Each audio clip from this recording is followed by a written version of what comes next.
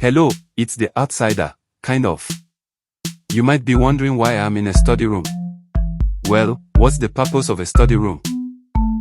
A place to gain knowledge. A place to study and prepare for exams. A place to take a nap and doze off, or a place to isolate yourself from the world and focus on a project.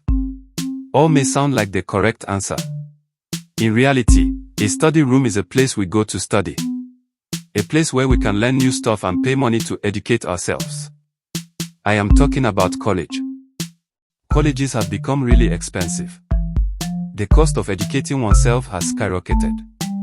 According to Student Loan Collection Restart by Melissa Chon, the cost of tuition at a 4-year public college grew from $4,160 to $10,740 and $19,360 to $38,070 at a private non-profit institution.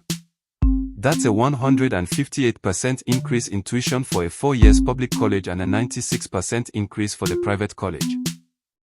Secondly, student loans have become a worrying issue for many people. With concerning news about things like the federal government starting to take student loan payments again, or the U.S. national student loan debt reaching a huge total of $1.6 trillion, many wonder if getting an education is worth it. Some people feel stuck by these problems and worry about possibly not being able to repay their loans later. According to Student Loan Debt Statistics by Alicia Holm and Jordan Tava, federal debt makes up 92% of the country's student loan debt and is owed by 43 million borrowers. Also, borrowers aged 25 to 34 hold about $500 billion in federal student loans, with the average debt per person being around $25,000. This age group has the highest amount of debt. Finally, achieving a perfect score feels like a far-off dream. We all wish for an ideal life. A life where we can buy our dream home, drive our dream car, and visit our dream places. To make such a dream come true, we need to reach that perfect 720 credit score. This special number can bring the financial opportunities we all aim for. But with student loans involved, that dream seems impossible. According to Student Loan Delinquencies Surge After Repayment by Kenneth John, 2.2 million borrowers who were behind on payments saw their credit drop by more than 100 points. Meanwhile, over 1 million lost 150 points or more.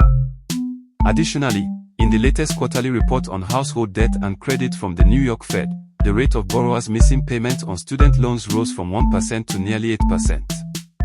This statistic includes borrowers with at least one overdue loan.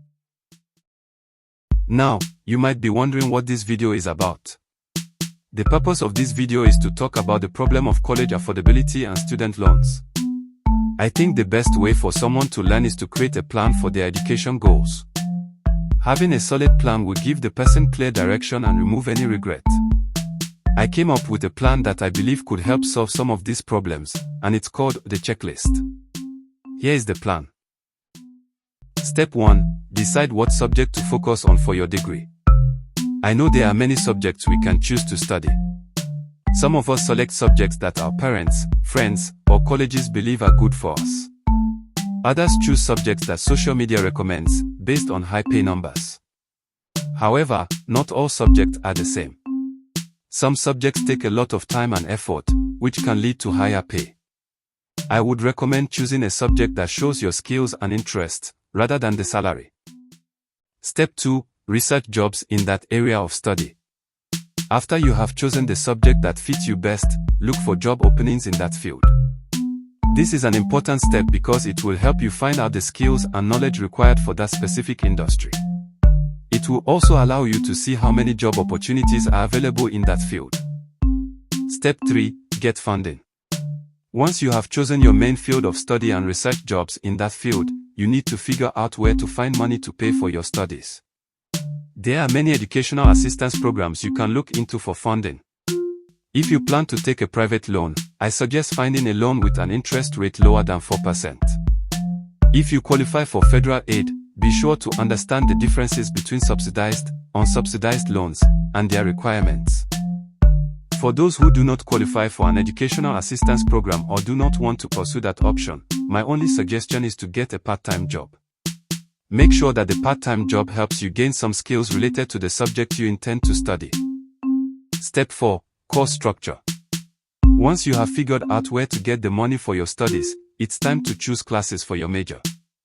Colleges usually give you course outlines they have already created for that subject.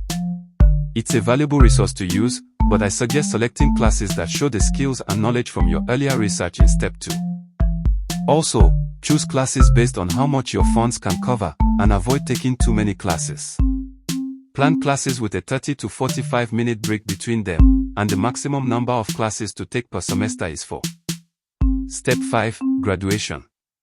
Go get that degree and reward yourself for that hard work. Happy studies, and I wish you the best.